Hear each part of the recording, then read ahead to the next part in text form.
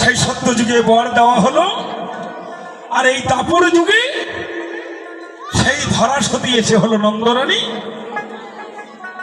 কৃষ্ণের জন্ম হলো এখানে, কোথায়? কংসের কারাগারে,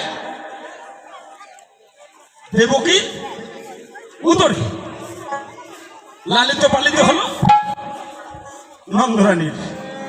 কেন? ইহা কেন হলো? ইহা কেন হবে?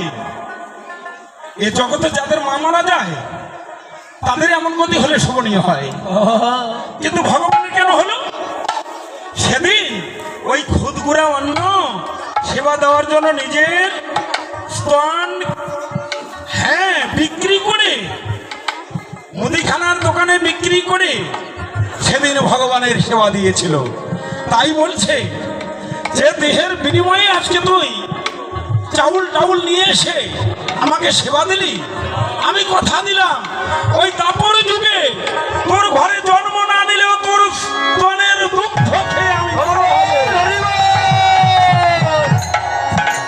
আমি সেই দিন আশা পুরাইব, সেই দিন আশা পুরাইব,